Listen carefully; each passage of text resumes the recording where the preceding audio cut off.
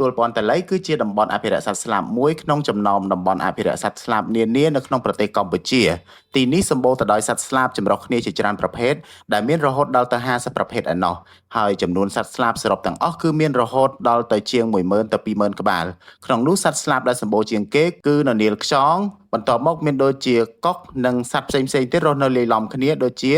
សម្បកទំពាំងស្មោញក្អែកទឹកតុងក្រសាខ្វាយជាដើមតំបន់អភិរក្សសត្វស្លាបទួលព័ន្ធតល័យបឹងស្នេហ៍មានទំហំ83ហិកតាហើយមានទីតាំងស្ថិតនៅឃុំធាយស្រុកបាភ្នំខេត្តព្រៃវែងសម្រាប់អ្នកដែលឆ្លងស្ពានអ្នកលឿងគឺត្រូវបត់ឆ្វេងតាមផ្លូវជាតិលេខ11ឆ្ពោះទៅទីរួមខេត្តព្រៃវែងបន្ទាប់មកត្រូវបត់ស្ដាំត្រង់ចំណុចមុខសាលាឃុំព្រៃកណ្ដៀងដើម្បីឆ្ពោះទៅកាន់តំបន់បឹងស្នេហ៍ហើយខ្ញុំនឹងធ្វើការទម្លាក់ location ឲ្យបងប្អូនត្រង់ចំណុចផ្លូវបំបែកទៅសហគមន៍កន្លែងមើលសត្វស្លាប់ទាំងនោះតែម្ដងប៉ុន្តែប្រសិនបើបងប្អូនចង់រកកន្លែង relax បែប chill មានអាហារតំបន់មានកាហ្វេនិងថតរូបស្អាតជាប់នឹងមាត់បឹងតែម្ដងបងប្អូនអាចចូលទៅបឹងស្នេហ៍កាហ្វេបានកន្លែងគាត់រៀបចំបានស្អាតមែនទែនគឺស្រស់ស្អាតបែបធម្មជាតិតែម្ដងព្រោះម្ចាស់កន្លែងគាត់គឺជាមនុស្សដែលស្រឡាញ់ដើមឈើខ្លាំងណាស់បន្ទាប់ពីចតយានជំនិះរួចខ្ញុំក៏បាន call ហៅទូកដើម្បីមកយកខ្ញុំនៅបឹងស្នេហ៍កាហ្វេតែម្ដងសូមបញ្ជាក់ចំពោះទូកនេះគឺជាទូករបស់សហគមន៍ដែលពួកគាត់បានរៀបចំដើម្បីជូនភ្ញៀវដែលមើលសត្វហើយចំពោះទូកមួយគ្រឿងដែលយើងឡើងជិះនៅចំណុចសហគមន៍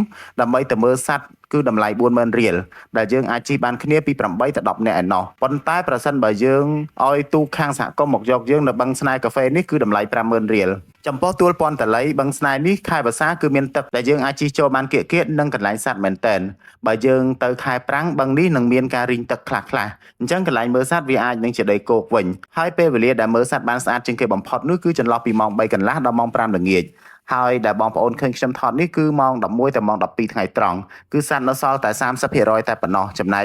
70%ទៀតវាបានហៅទៅរកចំណីអស់ទៅហើយពិតជាអស្ចារ្យខ្លាំងមែនតើបងប្អូនខ្ញុំពិតជាមានអារម្មណ៍ថារំភើបខ្លាំងមែនតើនៅពេលដែលបានមកឃើញសត្វស្លាបជាច្រើនប្រភេទបែបនេះហើយនេះជាលើកទី1របស់ខ្ញុំហើយដែលបានមកទីនេះបើនិយាយពីសម្លេងសត្វវិញឡើងកង់រំពងតែម្ដងឥឡូវនេះសូមមកស្ដាប់ការរៀបរាប់ខ្លះៗពីលោកពូថោងសៀបដែលជាសមាជិកសហគមន៍ព័ន្ធតល័យដូចតទៅតំបន់នេះមានឈ្មោះថាតំបន់អភិរក្សទួលព័ន្ធតល័យបឹងស្នេហ៍តំបន់ប្រើប្រាស់ច្រើនយ៉ាងដែលគេគិតថាផ្ទៃដីរួមដែលដីដែលអភិរក្សហ្នឹងវាមាន86ហិកតាត្រឹមបន្លាយដែលទូកឆ្លងយើងដឹកឡើងយំវិញនេះវា64ហិកតាច្រើនជាងគេវាសត្វមានរនាលខ្យងមានកុក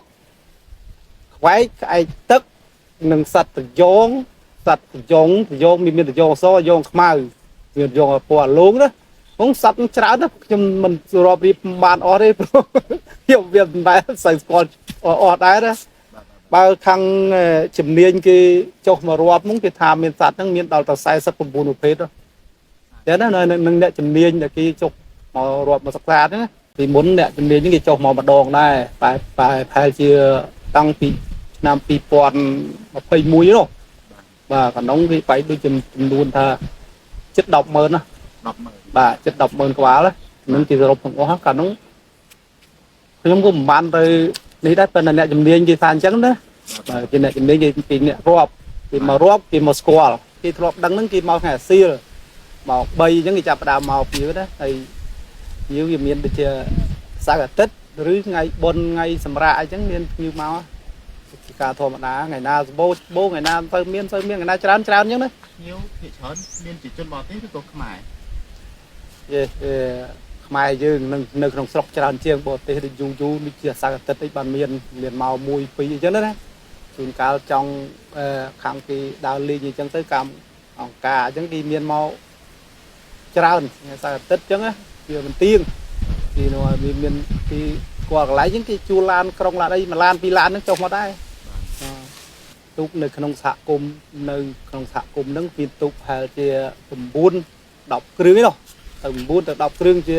ពេលវាមិនសូវសម្បូរភ្ញៀវជួនកាលគេចូលវល់ការងារគេទៅយកចូលមកនឹងផែអញ្ចឹងណាបាទនោះហើយ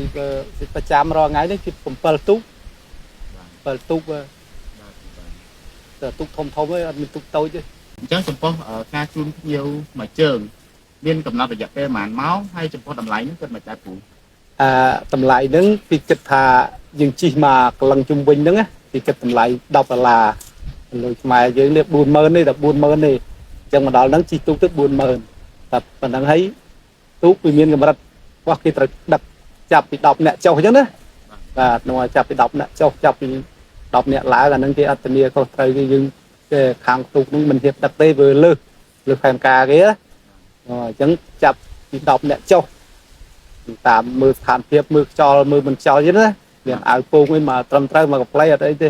នៅចំណុចឡើងទូកនៅសហគមន៍សប្តាហ៍ថ្ងៃដូចមិនសូវមានអ្នកលក់ដូរអាហារហូបចុកនោះទេមានតែប្រហិតភេសជ្ជៈនិងអាហារតំបន់បន្តិចបន្តួចតែប៉ុណ្ណោះនេះដោយសារតែមិនសូវមានភ្ញៀវទៅលេងទៅបានជាពួកគាត់លក់មិនដាច់ហើយក៏នាំគ្នាឈប់លក់ដូរអស់ទៅជាចុងក្រោយខ្ញុំពិតជាណែនាំឲ្យបងប្អូនទៅលេងនៅតំបន់អភិរក្សសត្វស្លាបទួលពាន់តល័យមែនទែនព្រោះជារឿងកម្រខ្លាំងណាស់ដែលមានសត្វទាំងវងរាប់ម៉ឺនក្បាលនៅមួយកន្លែងឲ្យយើងមកមើលបែបនេះ